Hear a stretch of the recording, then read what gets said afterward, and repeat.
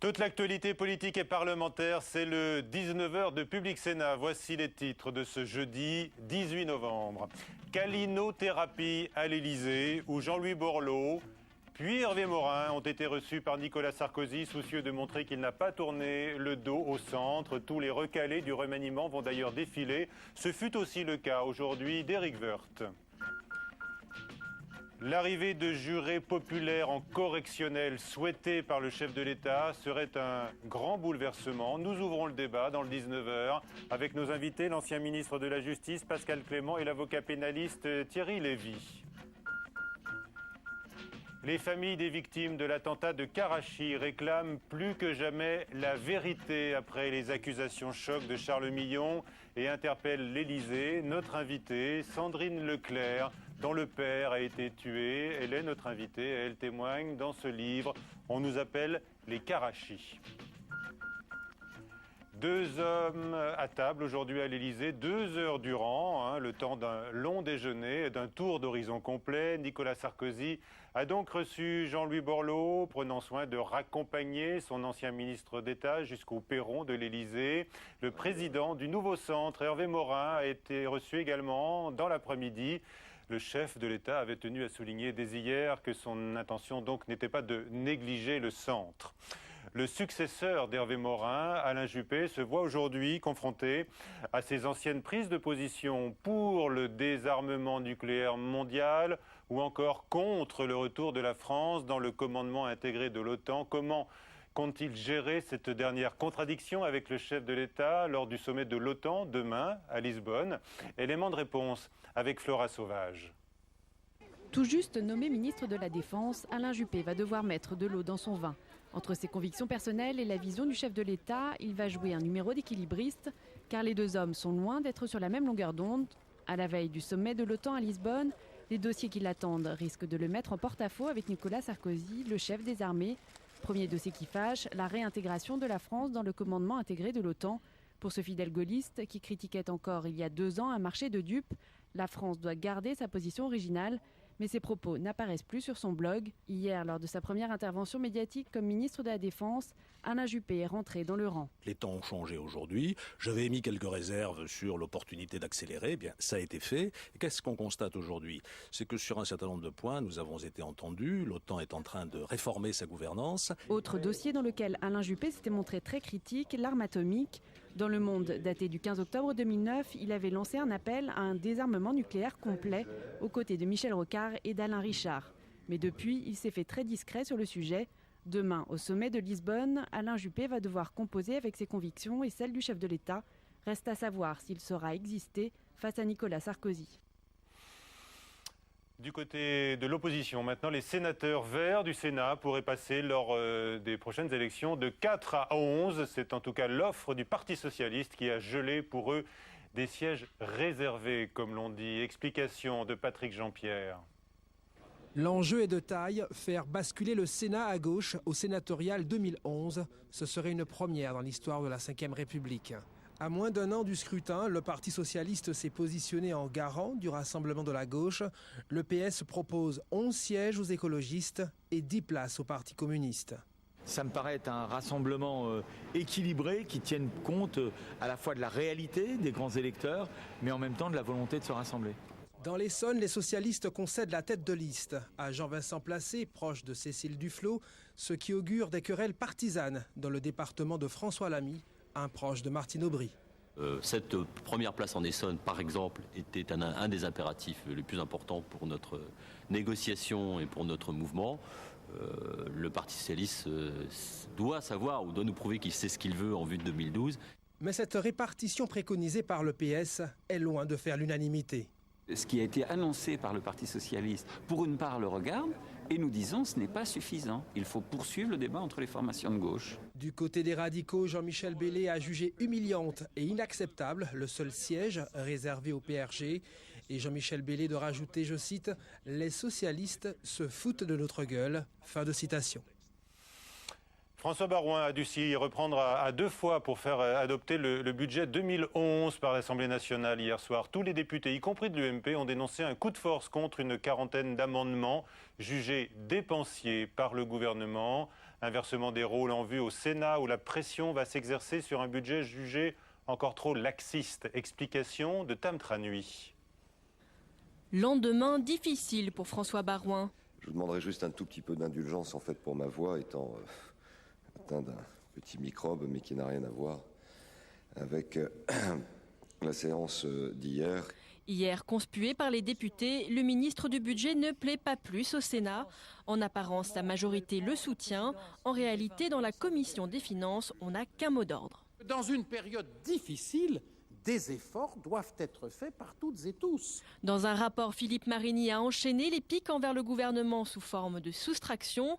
Coût du bouclier fiscal, 700 millions d'euros. Suppression de la taxe professionnelle, moins 5 milliards. Résultat, selon le rapporteur du budget, il faut ramer pour rattraper le retard du déficit. Même son de cloche du côté de Jean Arthuis. Le gouvernement refuse toujours d'augmenter les prélèvements obligatoires. C'est pour lui une absurdité. Et le sénateur centriste de rappeler. J'ai ainsi voté contre le projet de loi de financement de la sécurité sociale, parce qu'en conscience, je ne pouvais pas admettre les expédients, et pourquoi ne pas le dire, les bricolages conçus à la va-vite. Cette fois-ci encore, il pourrait mettre sa menace à exécution. Cerise sur le gâteau, aujourd'hui, même l'OCDE vient contredire les chiffres du gouvernement, mais Christine Lagarde reste confiante. On a une croissance qui redémarre dans le monde entier, une France qui reçoit une demande extérieure et donc je crois qu'on a toutes les raisons de conserver cette prévision à 2%. Pas sûr que la méthode Coué ministérielle suffise.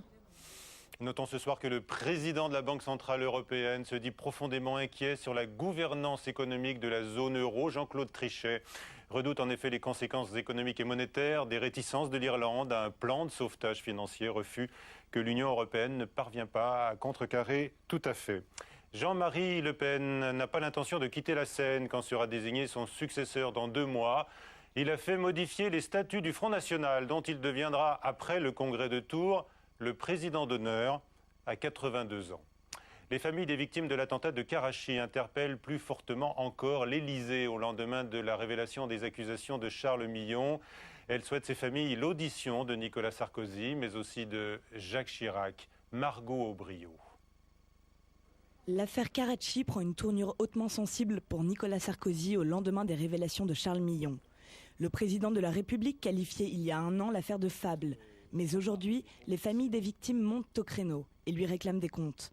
Elles demandent l'audition de l'ancien chef de l'État, Jacques Chirac, de son secrétaire général à l'Élysée, Dominique de Villepin, et surtout de Nicolas Sarkozy. Pakistanais, M. Zardari, mais que le président de la République française est également au cœur du système de corruption qui a été mis en place. La non-réponse à cette mise en cause sera un aveu implicite que nous ne sommes pas en présence d'une fable, mais d'un véritable scandale d'État. Les familles des victimes exigent la vérité. Et toute la gauche somme le président de s'expliquer et demande la levée du secret défense. Hier soir sur Public Sénat, Michel Rocard s'exprimait en tant qu'artisan d'une loi sur la moralisation financière de la vie politique. Et même le code de la route, qui est aussi une loi, est enfreint de temps en temps. Même les lois fiscales sont enfreintes de temps en temps. Soyons pas naïfs. Toute loi qui viole des intérêts a vocation à être de temps en temps violée. Ce qu'il faut, c'est qu'elle soit imposée, que la justice marche et que les infractions diminuent. Corruption, intermédiaires suspects, financement douteux. L'affaire devient bien embarrassante pour Nicolas Sarkozy. Et pourtant, le président ne pourra être ni inquiété ni interrogé pendant la durée de son mandat.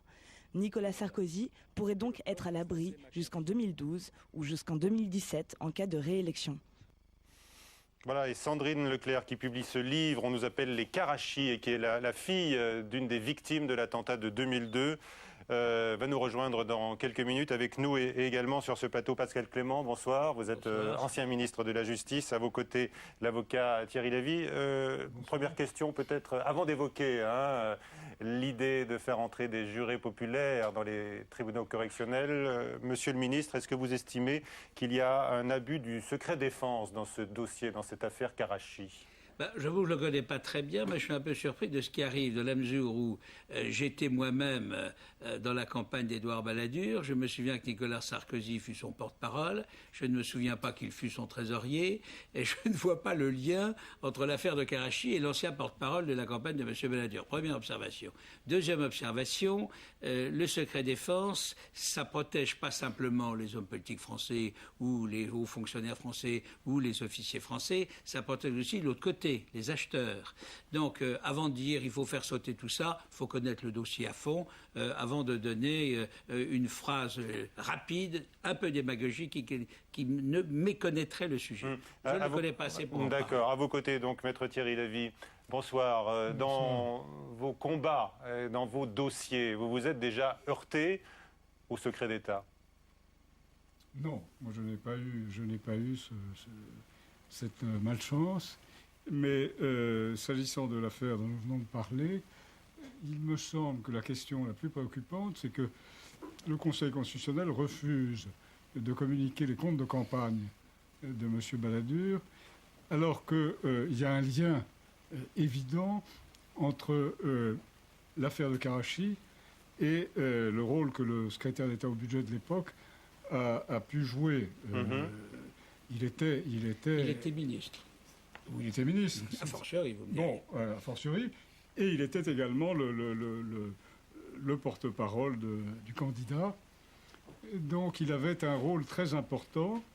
Et je trouve anormal qu'on ne puisse pas avoir d'informations complémentaires. Surtout si on sait, et si cette information est confirmée, elle est capitale, que le ministre a accepté que l'argent des commissions, je ne parle même pas des rétrocommissions, aille dans des sociétés opaques. Opaques. Enfin, opaque. Et quand on parle d'opacité... Et comment vous le savez, tout ça? Je viens de le lire dans Le Monde. Et comment Le Monde le sait, tout ça? Le Monde le sait, je pense... Bon, alors écoutez, messieurs... C'est sous foi de la presse. Bon, messieurs, je vous propose... Je n'en sais rien. Mais je dis, c'est quand même étonnant. Il ne faut pas affirmer... C'est une nouvelle... Celui-là est un fait essentiel. Si réellement l'argent des commissions a été placé dans des sociétés opaques, eh bien, nous sommes en présence d'un fait délictuel. Messieurs, je vous propose maintenant d'écouter ensemble ce que va nous dire Sandrine Leclerc. Bonsoir. Bonsoir. Vous êtes la fille de Jean-Yves Leclerc, qui était mécanicien dieseliste pour la direction des constructions navales et qui est donc l'une des 11 victimes françaises qui ont trouvé la mort lors de l'attentat de 2002, je le disais tout à l'heure. Et vous témoignez avec Magali Drouet dans ce livre, On nous appelle les Karachi. Ce livre est d'abord un hommage à votre père. Oui, tout à fait. Pour nous, c'était un moyen de faire notre devoir de mémoire envers nos pères et de témoigner aussi du fait que cette affaire, c'est pas seulement un tas de papiers chez un juge, c'est pas seulement une affaire politique, c'est aussi 11 pères de famille qui sont morts. Donc c'est un hommage, mais c'est aussi une interrogation. Pourquoi il est mort? Ah oui, pourquoi? Nous, ça fait plus de 8 ans qu'on se pose la question, qu'on se bat, qu'on se... Plus de 8 ans? Plus de 8 ans, oui, maintenant. On s'est battu dès l'attentat. Dès l'attentat, dans les jours qui ont suivi, on s'est posé des questions par rapport à la piste qui nous était jetée en pâture, c'est-à-dire Al-Qaïda. Et lorsqu'on a posé des questions, on a eu de suite des fins de non-recevoir. Donc ça éveille un petit peu la curiosité. Tout de suite, d'emblée, vous avez eu des soupçons. Et d'ailleurs, j'ai été un peu surpris de découvrir dans votre récit que vous avez été maltraité par les autorités dès l'annonce de la tragédie. Oui, alors malgré les communications qui ont été faites autour de notre gestion, qui visaient à dire qu'on a été très bien entourés, nous on dirait plutôt qu'on a été encerclés. C'est-à-dire qu'on nous a simplement conseillé de ne pas parler aux médias. On a refusé l'aide de psychologues spécialisés publics au profit de psychologues militaires. On nous a donné des assistantes sociales, en particulier une qui était complètement, vous avez dû lire, c'est assez anecdotique dans notre livre, incompétente. Vous êtes sévère avec elle, oui. Je crois que là, on est au-delà de la maladresse. D'accord. Et bien sûr, lorsqu'on a essayé de s'impliquer dans l'instruction judiciaire, on a eu face à nous un juge antiterroriste, le juge Bruguière en l'occurrence, qui quelque part a fait en sorte qu'on ne s'implique pas dans l'instruction. Et quand est-ce que le sentiment de révolte s'est ajouté au chagrin dans votre cas? Comme je vous l'ai dit, je crois qu'il est arrivé très rapidement. Mais ensuite... Non, l'interrogation d'abord, l'un des interrogations, mais la révolte. Parce que vous avez des mots sur notre pays qui sont très durs. Et sur ces institutions, et sur ces élus. Alors, je crois que non, on a quand même, comment dire, on a du respect pour les institutions françaises, qu'on soit clair. Là où quelque part Du respect, mais quand même un jugement sévère. Un jugement sévère, mais je crois qu'on a une justice française grâce au juge d'instruction qui peut fonctionner. Maintenant, je crois qu'on est aussi dans des affaires d'hommes. C'est pas l'État qu'on vise, mais effectivement, si des hommes d'État ont des choses à se reprocher dans le cadre de notre affaire, je vois pas pourquoi on se priverait, nous, de la vérité, simplement pour leurs intérêts personnels. Alors, vous réclamez la vérité avec une majuscule à vérité. Est-ce que vous pensez, dans votre livre, elle y est à chaque fois, vous pensez qu'un jour vous connaîtrez la vérité? Et nous tous d'ailleurs. On a espoir parce qu'on pense que notre cause, elle est légitime, parce que c'est quand même 14 morts Karachi, dont 11 Français. Ce sont des familles qui se battent depuis le début et on a le droit quand même de savoir qui sont les coupables, c'est-à-dire qui a posé la bombe, qui sont les commanditaires et qui sont les responsables de par leurs activités, quel que soit leur statut en France et au Pakistan. Vous rappelez que vous avez été reçu une première fois par Nicolas Sarkozy, Une seule fois, oui. en 2008. Qu'est-ce qu'il vous avait dit précisément alors? Il s'était engagé à 3 choses. Premièrement, à nous recevoir chaque année, promesse non tenue malgré nos demandes répétitives. Deuxièmement, à ce que toutes les informations concernant l'enquête ne soient apportées par voie officielle. Là aussi, promesse non tenue, puisque la piste la plus crédible et actuelle, on l'a appris une fois de plus dans les médias. Et troisièmement, à nous soutenir pour que toute la vérité soit faite.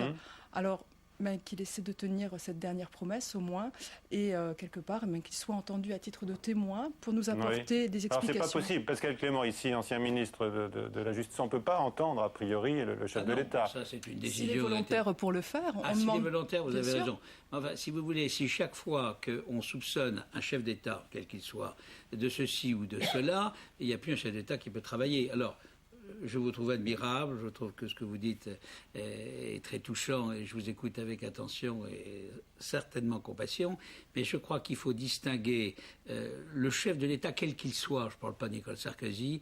Vous en parliez tout à l'heure, vous pourquoi l'impliquer dans cette affaire? Non, parce que je parle d'un autre sujet, si vous me permettez. De distinguer le chef de l'État avec toutes les contingences qui sont inévitables et inhérentes à la vie sociale, où on peut faire un procès tous les mois à un chef d'État tout le temps. Donc c'est pour ça qu'on dit on attend la fin du mandat, etc.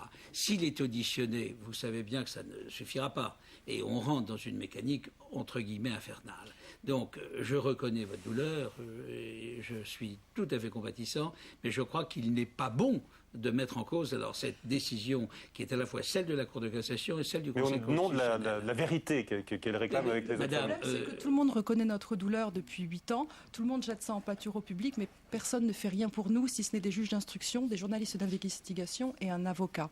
Et là, quand vous dites quelque part, on ne peut pas faire ça tous les mois à Nicolas Sarkozy, moi je vais vous relater ce qu'avait dit un jour un conseiller à Magali Drouet, autre porte-parole du collectif. C'est le président Sarkozy, le président de la République, il n'a pas que ça à faire de recevoir des gens pour des petits bobos personnels. 11 morts. Non, mais j'ai jamais dit ça, j'ai jamais pensé ça.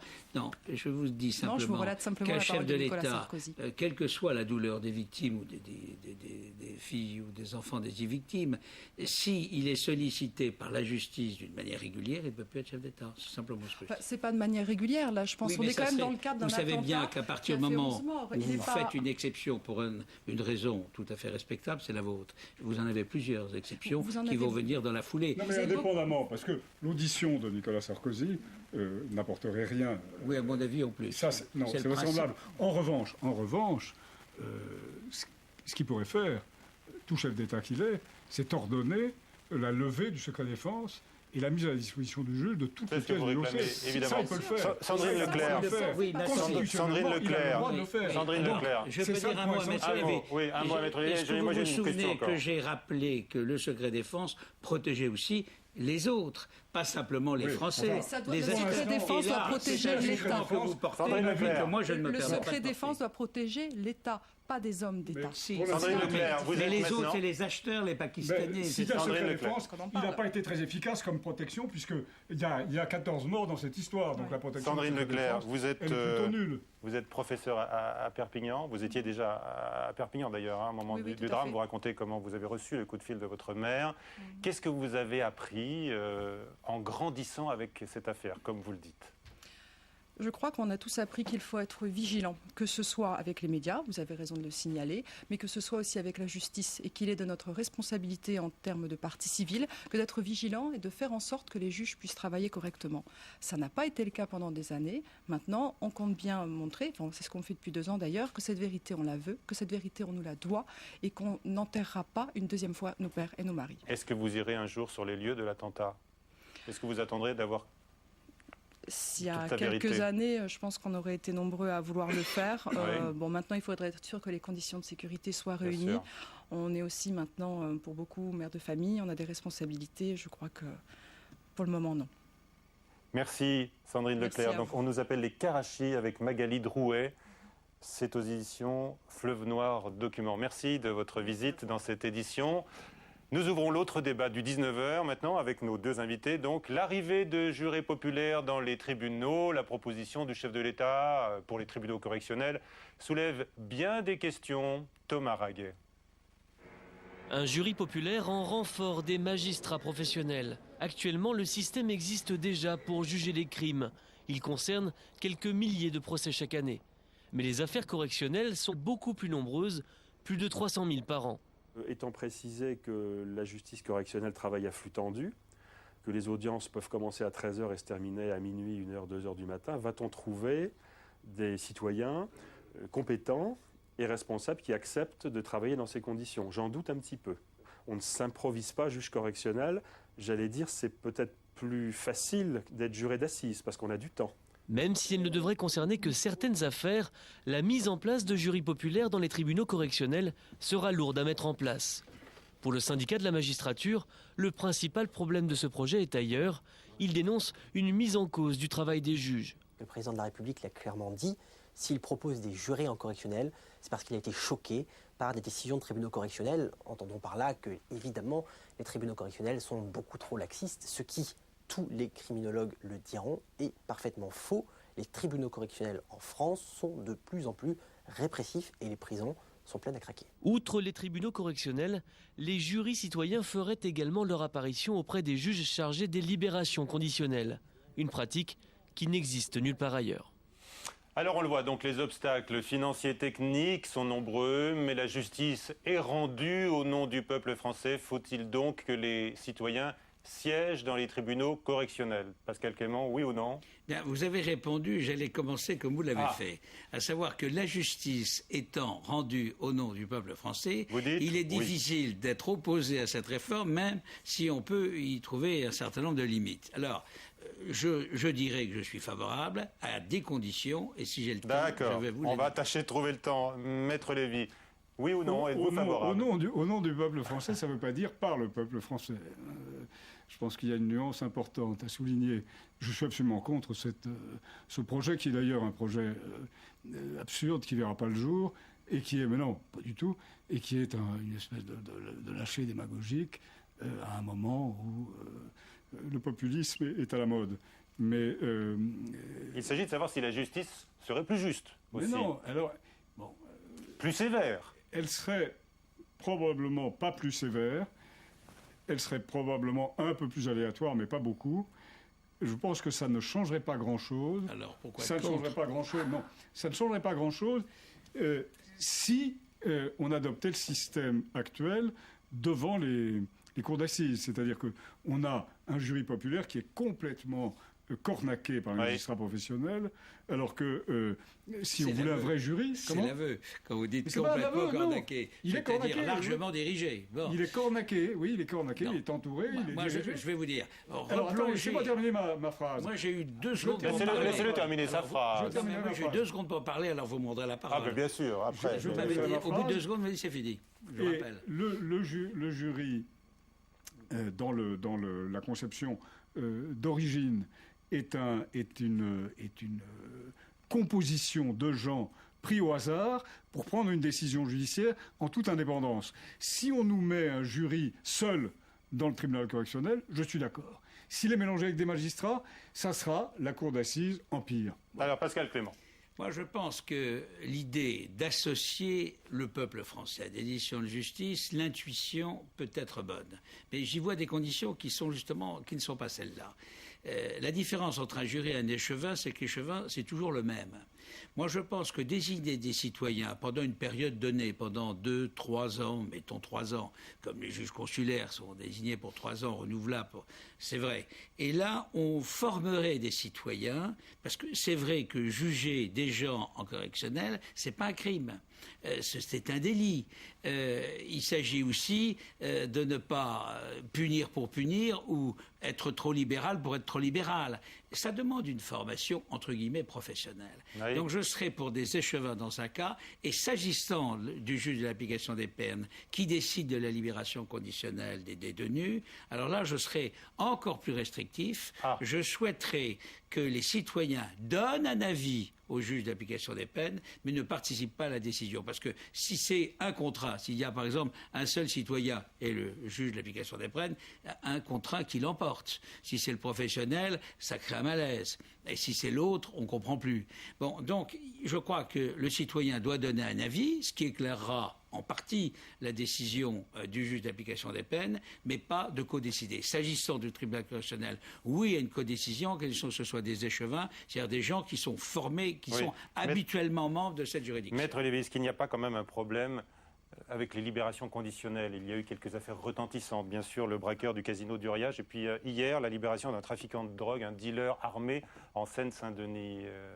Là, ce sont des décisions qui sont peut-être fondées juridiquement, motivées par les magistrats, mais qui passent mal dans l'opinion. Comment corriger cet état de fait? D'abord, l'affaire dont vous parlez, je ne la connais pas. Je ne sais pas dans quelles conditions ce garçon a été libéré. Je suppose que s'il l'a été par les magistrats professionnels, il l'aurait été de la même manière par les échevins dont parlait M. Clément, et qui seraient de véritables professionnels de la justice au bout d'un certain temps. Donc la réforme serait absolument inutile. Ce serait non, elle serait collégiale. Les décisions seraient collégiales au lieu d'être individuelles. Les décisions sont collégiales, monsieur. Ah ben non, elles sont collégiales. Le JAP est tout seul, monsieur. Mais pas du tout. Le tribunal d'application des peines, c'est une juridiction collégiale. Il faut vous mettre au goût du jour. C'est une juridiction collégiale. Et par conséquent, les décisions devant le tribunal correctionnel et devant le tribunal d'application des peines et la chambre d'appel des tribunaux de l'application des peines, ce sont des décisions collégiales. Donc votre échevin, c'est un véritable morceau de sparadrap qui ne servirait strictement à rien. Et je répète que la décision, bien sûr qu'une décision judiciaire peut être erronée, évidemment. Sinon, il n'y aurait pas de décision. Bon. Mais c'est pas parce qu'on sortira au hasard d'une urne le nom de quelqu'un qui ne connaît rien à la prison, rien aux normes appliquées généralement en matière pénale, qu'on améliorera le fonctionnement. Enfin, c'est absurde. Voyez-vous, je ne suis pas d'accord avec M. Lévy pour la raison suivante. C'est que quand on est magistrat, on est dans une logique, et je la respecte profondément. Quand on est citoyen, par définition, on a une autre logique de la réaction du peuple français. C'est bon, toujours bon, pour un professionnel, quel qu'il soit, un avocat, un magistrat, un médecin, d'entendre l'homme de la rue qui vient vous dire, voilà, nous, ce que nous, l'homme de la rue, nous pensons en termes de santé publique, en matière sécuritaire, etc.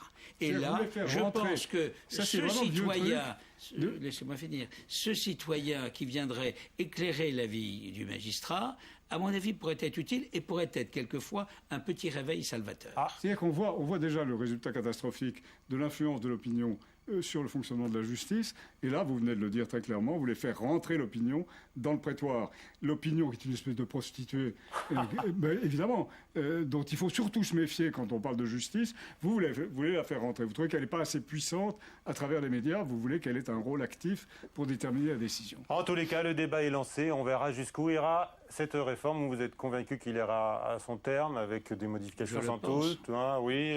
Maître Lévy, vous êtes persuadé que ça n'ira pas à son terme? Allez, on verra. Plus loin que la réforme du juge d'instruction, la suppression du juge d'instruction. Merci à tous les deux. C'était la question du Nouvel Obs, je vous le donne. Êtes-vous favorable à la mise en place des jurés populaires? Les réponses donnent ceci. Une majorité de non, mais il y avait un sondage tout à fait opposé ce matin dans le Parisien, où là les Français, c'est pas la même tendance. Les Français plébiscitaient, voilà. Pas au même c'est les clivages. Et les clivages, ça permet d'alimenter et de faire vivre le débat. Merci à tous les deux d'avoir participé à celui-ci. À 22h, Sonia Mabrouk pour le prochain journal de Public Sénat. À suivre sur LCP Assemblée nationale. Pile et face, bonsoir à tous.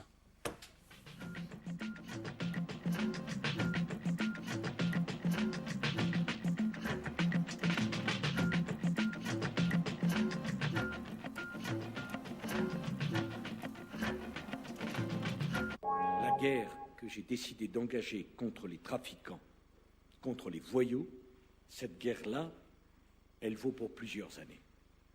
Elle dépasse de beaucoup la situation d'un gouvernement, d'une majorité ou d'un parti. C'est une guerre nationale. Nicolas Sarkozy aime les métaphores guerrières et semble être reparti au combat pour 2012. Mais quelles sont les armes rhétoriques de ce nouveau combat? Sont-elles les mêmes qu'en 2007? Et comment répond-il aux critiques qu'il suscite? Toutes les réponses cette semaine dans Déshabillons-les. Déshabillons-les démêle le fond de la forme en revenant sur les mots et les images qui ont marqué l'actualité. Samedi à 23h45 sur Public Sénat.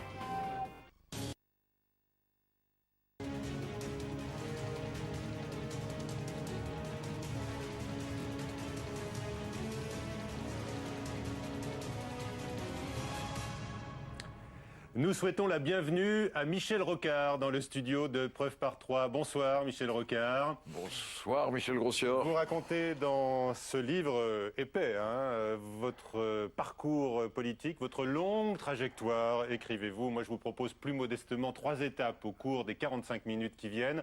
Dans un quart d'heure, ma consoeur Anne-Sophie Mercier nous rejoindra pour vous interroger notamment sur le Parti Socialiste. Le Parti Socialiste encore partagé aujourd'hui entre 2 lignes. Aujourd'hui encore, votre vision de toujours d'un socialisme rénové et contesté au sein même du Parti Socialiste. Vous pourrez réagir. Puis Perrine Tarnaud de Public Sénat nous rejoindra à son tour pour des questions plus personnelles, dont beaucoup d'ailleurs peuvent être inspirées par votre récit. Mais avant d'évoquer, Michel Rocard, votre forte présence lors de l'intervention du chef de l'État, oui, il vous a cité plusieurs fois.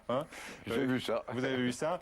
Quelle est votre réaction, vous qui racontez votre action pour l'assainissement financier de la vie politique, comme Premier ministre? Quelle est votre réaction au dernier rebondissement sur l'affaire Karachi? L'ancien ministre de la Défense, Charles Millon, a en effet confirmé l'existence de rétrocommissions ayant pu servir à la campagne présidentielle d'Édouard Balladur. Je ne suis pas surpris. Et je pense que si Charles Millon l'a confirmé, c'est qu'il ne pouvait plus tenir sur la dénégation. Ça doit vouloir dire, je suppose, que la justice avance dans ses recherches, mais je n'en sais pas plus. Mais sur le fond, vous n'êtes pas surpris qu'il y ait des rétrocommissions sur des contrats d'armement? Il y a longtemps qu'on avait eu sur celui-là. Généralisons pas trop vite. Ce qui se passe, c'est que dans cette affaire, nous sommes après le vote de la loi du 15 janvier 1990, qui est la grande loi, je m'excuse de ce mot, mais enfin quand même, j'en suis très fier, qui avait pour objet, qui est d'ailleurs assez largement parvenu, d'assainir les mécanismes de financement des partis politiques d'une part et des campagnes électorales de l'autre, en interdisant toute transaction liquide, en plafonnant la dépense, en exigeant des contrôles et en les soumettant à une justice administrative interne. Et malgré cette loi, alors? Vous savez, même le code de la route, qui est aussi une loi, est enfreint de temps en temps. Même les lois fiscales sont enfreintes de temps en temps. Soyons pas naïfs. Toute loi qui viole des intérêts a vocation à être de temps en temps violée. Ce qu'il faut, c'est qu'elle soit imposer, que la justice marche et que les infractions diminuent. Et d'ailleurs, nous y arrivons. Que réclamez-vous sur ce cas précis, alors, aujourd'hui? Sur ce cas précis, moi, j'ai plus rien à réclamer. La justice est au boulot, qu'elle fasse son travail. Ce qu'il faut, c'est qu'il y ait transparence, en effet. Et sur un problème pareil, je trouve un peu scandaleux qu'il y ait encore, je ne sais plus s'il y en a toujours d'ailleurs, des documents sous secret défense. Il y en a. Ça, c'est pas bien, parce que le secret défense n'a pas été inventé pour ça. Nicolas Sarkozy avait évoqué une fable concernant ces commissions de Karachi. Est-ce qu'il doit s'expliquer aujourd'hui encore sur cette affaire? Écoutez, je ne crois pas que ce soit bon pour l'intérêt général, la puissance publique, la France, qu'on mette le chef d'État à toutes les sauces, qu'on lui fasse parler de tous les problèmes, même quand il est pour rien, parce que du seul fait d'en parler, il y a suspicion. Il était associé à la campagne présidentielle d'Édouard Oui, Balladur. mais vous, les médias, vous avez toujours tendance à avoir du sommet pour qu'on en parle, pour qu'on reparle de vos émissions. C'est du mauvais commerce. Et c'est très contraire à la dignité nationale. La justice est au boulot. En principe, la règle des politiques, c'est de ne pas évoquer des affaires qui sont devant la justice. Oui. Donc Alors, vous ne demandez pas une prise de parole du chef de l'État, mais vous n'invoquez pas non plus la raison d'État pour que tout cela reste enfoui. Mais votre question est bizarre. La justice est saisie. Oui.